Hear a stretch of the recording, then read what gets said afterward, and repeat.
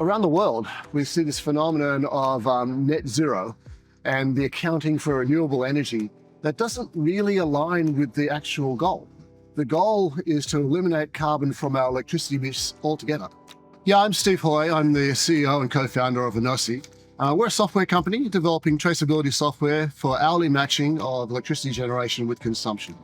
Well, there's increasing interest from C&I customers in how they're tracking their emissions reduction targets and including renewable energy targets. There's a lot of businesses signing up to 100% renewable energy, but also increasing scrutiny over how corporations are actually meeting those targets. And so this is to make sure that there's actually a physical link between when that renewable energy is being generated and consumed.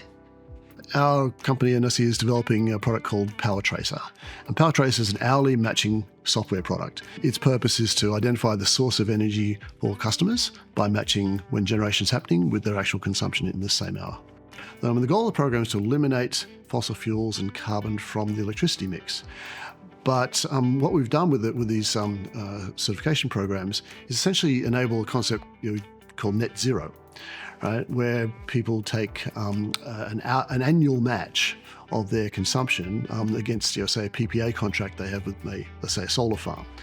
But if you match your consumption on an annual basis with a solar farm, then clearly you can kind of run your operations all night and still claim that you use renewable power. Well, what you didn't really. What you did was just kind of pay money to take credit for energy somebody else used, and we have this misalignment then of the physical flow of electricity with the accounting of it. And so that's what we're doing here, is to kind of bring that alignment back into play so that the incentives are in the right place for investment in the right kinds of renewables that kind of fill the gaps when the sun isn't shining, the wind isn't blowing.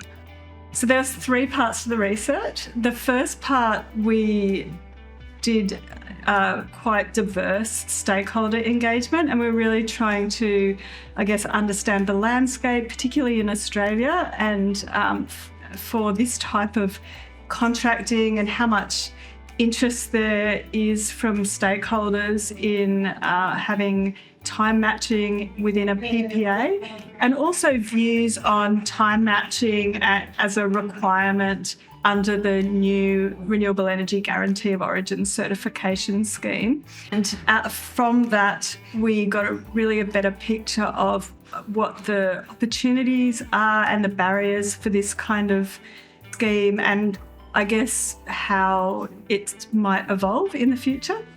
So the second part of the research project was focusing on building tools and also undertaking analysis to understand how this type of renewable energy contracting with time matching, what kind of outcomes customers might get from this type of PPA.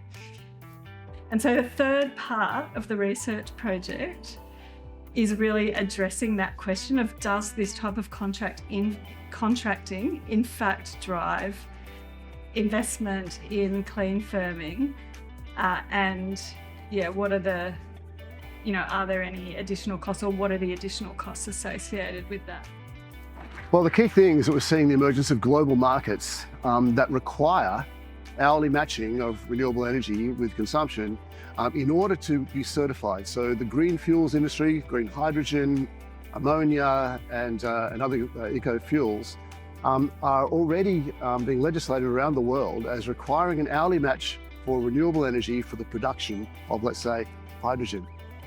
That sets a global standard for how we have to measure here in Australia if we're going to participate in those global markets. So for me, that future world is very much about enabling Australian industry to participate. Australia wants to be a renewable energy superpower. We have to get with this program. So Bill, why are RACE interested in supporting projects like this? This is just a really good example of a large industry challenge. We see a move in the international and national landscape to want to better match renewable energy with the way we use it. So what demand is.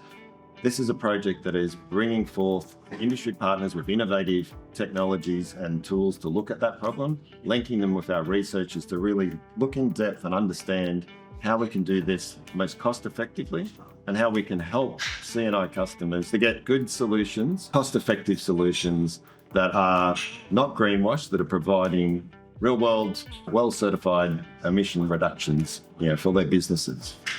Well, working with the race team is terrific because it gives us that extra reach.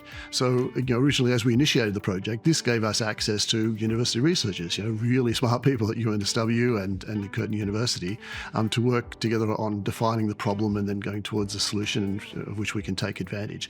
So that initial, connection was fantastic. And now as we complete the project, it also gives us that reach to get the message out. So, via race also, publicising the outcomes and so forth, and of course, promoting the future research in this space. So it's been a really good experience for us. Yeah, we've seen a lot of interest from industry during this research project, and we see that there's more need to look at and understand a better range of flexible options. So it's not just about buying renewable energy, it's about what I can do in my business to better match my supply and demand.